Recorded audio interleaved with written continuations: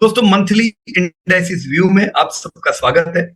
आज हम लोग डिस्कस करेंगे मैग्निफिशेंट मार्च में हमने क्या बातचीत की थी निफ्टी के रिलेटेड, मैग्निफिशेंट मार्च में क्या हुआ और अमेजिंग अप्रैल में अब हम क्या उम्मीद करें। साथ में हम अलग अलग इंडाइसिस भी देखेंगे। सो दोस्तों सबसे पहले what we discussed in magnificent March, Nifty कितना था दोस्तों? निफ्टी 21,983 था। दोस्तों निफ्टी 29,983 था जब फरवरी का अंत हुआ, मार्च की शुरुआत हुई और हमने ऑलरेडी देखा कि बढ़िया 2 महीने की तेजी, जबरदस्त तेजी के बाद ये 2 महीने दोस्तों म्यूटेड रहा।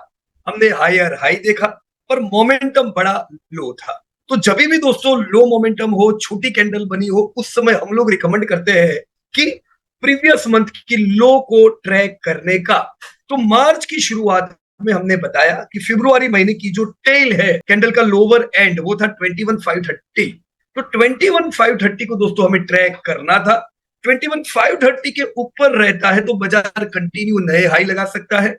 बाजार नेगेटिव होने के लिए सबसे पहले लो को ब्रेक करना होगा। ऑलराइट फ्रेंड्स, दोस्तों मार्च में हम 21,530 को ट्रैक करेंगे।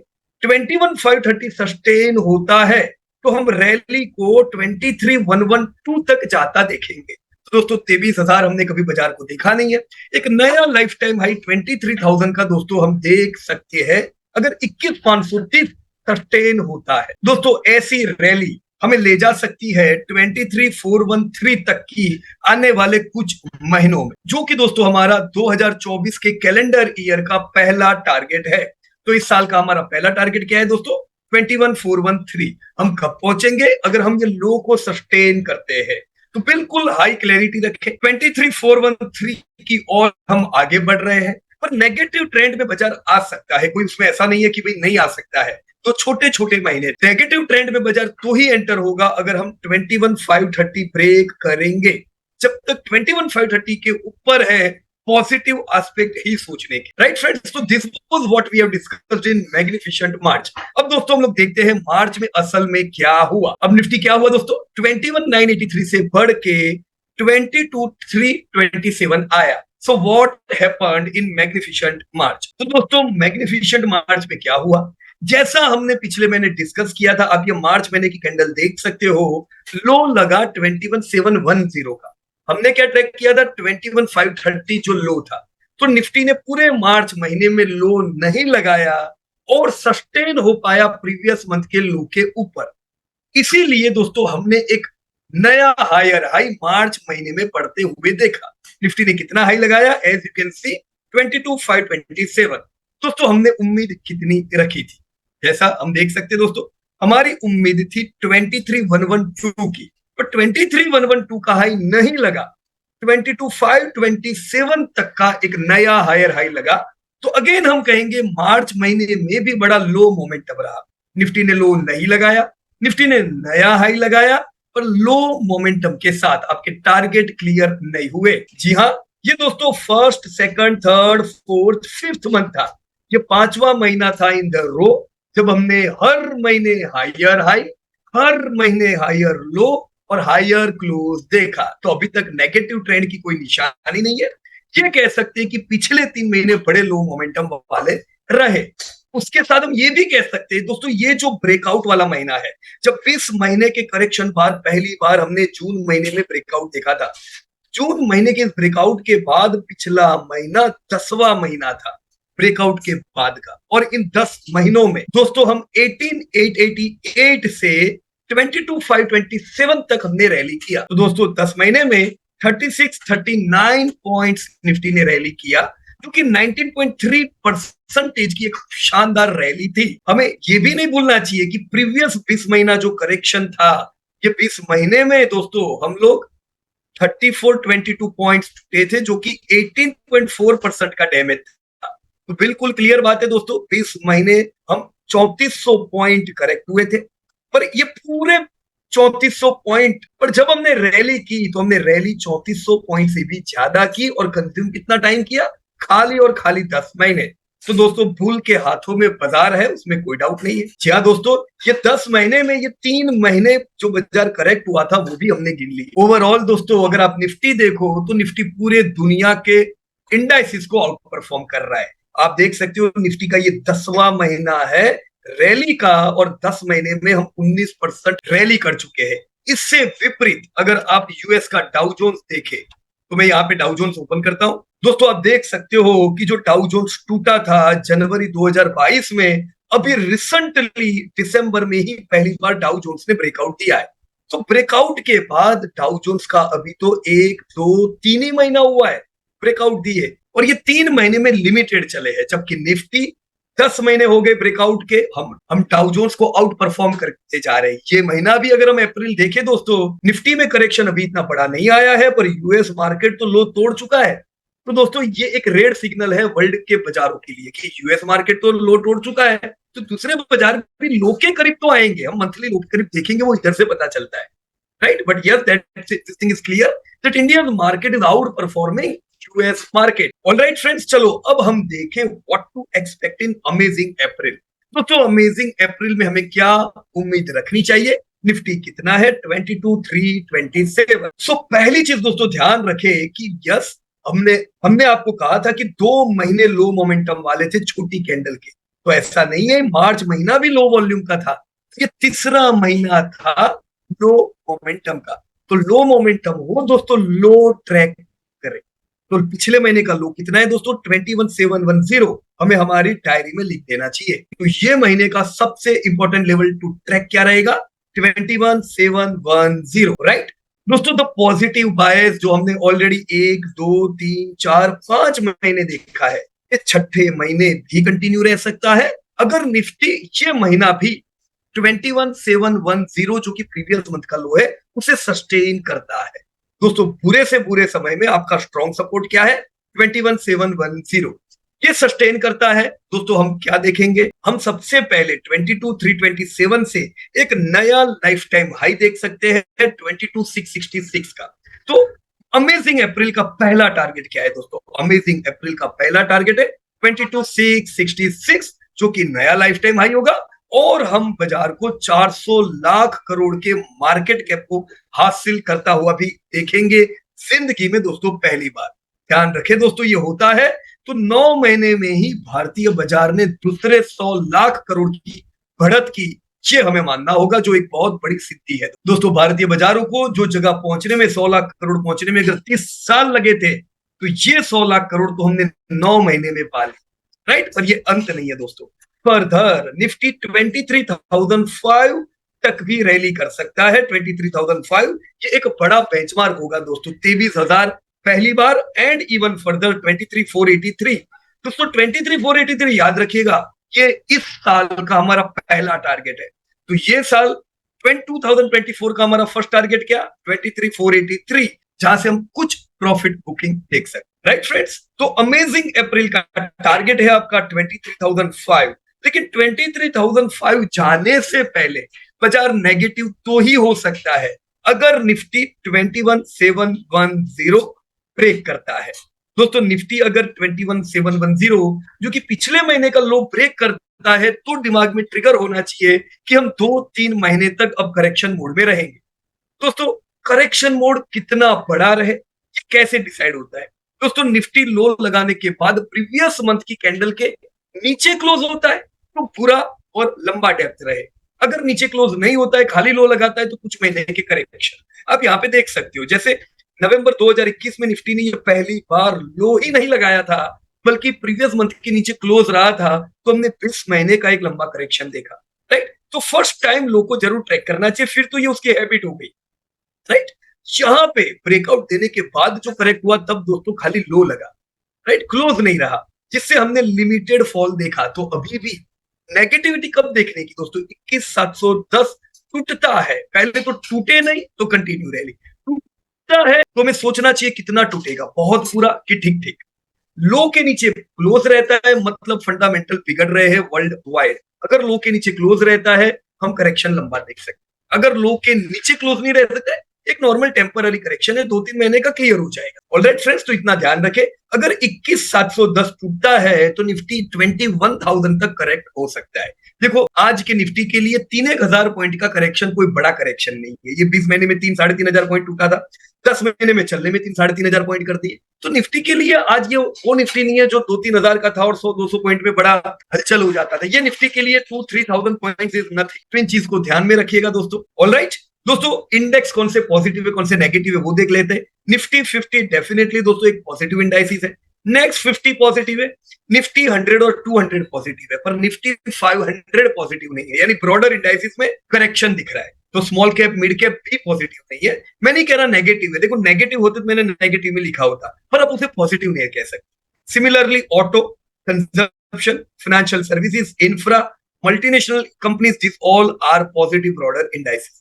नेगेटिव कौन है दोस्तों? Nifty, IT and media, this two indices are negative. दोस्तों निफ्टी बैंक का क्या हाल है? निफ्टी बैंक 47,125 पे है। हमें क्या उम्मीद करनी चाहिए? चार्ट आपके सामने दोस्तों, इंपोर्टेंट लेवल ट्रैक करने लायक निफ्टी बैंक का इस महीने होगा 45,820। निफ्टी बैंक 45,820 सस्टेन करती है तो हम ये महीने में अमेजिंग अप्रैल में दोस्तों हम रैली देखेंगे लाइफ टाइम हाई की 48,248, 49,370 और एक नया लाइफ टाइम हाई 50,000 का भी जो एक बेंचमार्क रहेगा निफ्टी बैंक के लिए देख सकते हैं। पर 50,000 जाने से पहले निफ्टी बैंक में करेक्शन तो ही आ सकता है अगर निफ्टी बैंक 45,820 ब्रेक करती है। तो कौन से लेवल को ध्यान रखना है उसे डायरी में नोट कर दीजिए, जिसके ऊपर निफ्टी बैंक पॉजिटिव है और किसके नीचे नेगेटिव ट्रिगर होता है। Then it's crude. क्रूड दोस्तों 83 रुपीज दाम है। हम 90.80 तक की रिकवरी देख सकते हैं क्रूड में। 76 के ऊपर अगर क्रूड सस्टेन रहता है, राइट, तो 76 सपोर्ट है और 90 टारगेट है, ये ध्यान रखिए दोस्तों। बिटकॉइन जो 71,332 आ चुका है, मैंने यहाँ नो वैल्यू ओनली ट्रेडिंग दिखा है, तो इसको ध्यान रखिएगा, ये एक स्पेकुलेटिव ट्रेडिंग ही है, क्योंकि बिटकॉइन जब इतने समय चला नहीं तब आपको कुछ भी नहीं मिला। ये बिजनेसेस नहीं है जहां पे आप इन्वेस्ट कर रहे हो, शेयर चलेंगे नहीं तो भी डिविडेंड तो मिलेगा ना, और डिविडेंड भी हैंडसम रहता है दोस्तों एक समय बीतने के बाद। बिटकॉइन में ऐसा नहीं है, बिटकॉइन में पैसा तभी मिलेगा जब बिटकॉइन दौड़ेगा, अगर ये नहीं चलता है 3-4 साल तो कुछ नहीं मिलेगा। तो yes, this is speculative trading. Bitcoin के लिए दोस्तों ध्यान रखें, 29 महीने की एक लंबे करेक्शन बाद वापस से बिटकॉइन में तेजी आई। यस दोस्तों, 29 महीने बाद हमने 68,991 के लाइफ टाइम हाई के ऊपर बिटकॉइन को क्लोज होते देखा। तो अब क्या ट्रैक करेंगे दोस्तों? ट्रैक करेंगे पिछले महीने का लो जो कि 60,100 का है। अगर बिटकॉइन 60,000 के ऊपर सस्टेन करता है तो हम 1,00,000 रुपए तक के दाम देख सकते हैं, पर यह तभी होगा अगर 60,000 सस्टेन करेगा। 60,000 टूटता है तो अगेन एक लंबा 29 महीने का करेक्शन ये आ सकता है, जिसे हमेशा ध्यान में रखें। अब दोस्तों बारी आती है गोल्ड की। रिफाइंड गोल्ड फ्यूचर जिसका दाम 67,800 है। मुझे बहुत खुशी है, हमने कि पूरे करेक्शन में दोस्तों आप लोगों को एसआईपी करने को बोला था गोल्ड में, और टारगेट हमारा गोल्ड का क्या था दोस्तों? 77,470। सो दैट्स ग्रेट दोस्तों, गोल्ड ऑलरेडी ब्रेकआउट दे चुका था। अब एक नया सपोर्ट बना है 56,000 का। तो आने वाले समय के लिए 56,200 को सपोर्ट रखे और टारगेट क्या दिमाग में रखेंगे? 77,470। प्रॉफिट बुकिंग गोल्ड में किधर करना है? 77,470 पे प्रॉफिट बुक करेंगे और बाय किधर करेंगे दोस्तों? गिरावट में वापस से 56,200 के करीब आता है तब। दोस्तों ओवरऑल इकोनॉमी एक्सट्रीमली स्ट्रॉन्ग है। आप देख सकते हो ये क्वार्टरली जीडीपी के डेटा दिए हैं। रिसेंट Q3 के जो जीडीपी ग्रोथ आया था वो 8.4% का था, जो कि बिल्कुल अमेजिंग था। दोस्तों भारतीय इकोनॉमी सारी इंस्टीट्यूशंस के एस्टिमेट को गलत करके दुनिया से डबल स्पीड से आगे बढ़ती जा रही है। तो भारतीय बाजार को कौन दौड़ा रहा है दोस्तों? भारत की इकोनॉमी। ऑलराइट, इन्फ्लेशन दोस्तों हर 12 तारीख को आता है, इस महीने का भी इन्फ्लेशन आ चुका है और आप देख सकते हो दोस्तों मार्च महीने में इन्फ्लेशन हमारे लिए काफी फेवरेबल रहा। सीपीआई कंज्यूमर फूड इंडेक्स जो कि पिछले साल 5.66% था दोस्तों, पिछले महीने तक फरवरी में ये 5.09 था। तो यस दोस्तों, हमने करीबन आधा % की गिरावट देखी थी। मार्च महीने में उससे भी फेवरेबल आया है दोस्तों 4.85%। तो दोस्तों हमारे टारगेट 4% की और फूड इन्फ्लेशन बढ़ता जा रहा है, जो सबके लिए दोस्तों खुश खबर है। जीडीपी बढ़ रही है, इन्फ्लेशन डाउन हो रहा है, यानी आपकी कंपनियों की डिमांड बढ़ेगी और प्रॉफिट भी बढ़ेंगे। दोस्तों बैड न्यूज किधर है? बैड न्यूज फूड इन्फ्लेशन में है। फूड इन्फ्लेशन जो पिछले साल 4.79% था, पिछले महीने बड़ा बुरा हाल था, 8.66% का, डबल के करीब दोस्तों फूड इन्फ्लेशन था। मार्च महीने में थोड़ी गिरावट है, 8.52 है, जो कि सिक्वेंशियल बेसिस में प्रीवियस मंथ से अच्छा है, पर पिछले साल के मुकाबले अभी भी फूड इन्फ्लेशन डबल है। ऑलराइट फ्रेंड्स, अब तक के जो नतीजे आए हैं दोस्तों, हम अभी Q4 के रिजल्ट में एंटर हो चुके हैं। अब तक के रिजल्ट ये कहते हैं कि 7% से इस बार धंधे बढ़े हैं आपकी कंपनियों के। प्रॉफिट 19% से बढ़े हैं निफ्टी 50 के। पी 23 का है, तो थोड़ा महंगा है, ये हमें ध्यान रखना पड़ेगा। फेवरेबल क्या है 21, तो दोस्तों 21 के पी पे निफ्टी आता है, that's great. Price to book value 3.8 है, और ये लेवल पे लेते हैं अगर हम, तो 1.23% का डिविडेंड यील्ड रहता है। तो सीधी बात है दोस्तों, ग्रोथ से पी थोड़ा महंगा है, हमें 8 to 10% कैश रखनी होगी, ताकि कभी भी गिरावट आए तो गिरावट में हम लोग शेयर को ले सके। जितना बाजार नया नया लाइफ टाइम हाई बनाता रहता है कैश करती रहने की, जितना गिरता रहता है वो कैश को इस्तेमाल करता रहने, राइट। तो हर नए हाई पे कैश जनरेट, हर नए लो पे शेयर बाय, ये एक दोस्तों लॉन्ग टर्म इन्वेस्टमेंट के लिए एक बढ़िया स्ट्रेटेजी। दोस्तों पिछला साल खत्म हो चुका है और लास्ट ईयर डिविडेंड अर्निंग आपको 221 की हुई, प्रीवियस ईयर के 200 के सामने। तो हम कह सकते हैं दोस्तों पिछले साल करीबन 10% से आपकी कंपनियों के प्रॉफिट बढ़े।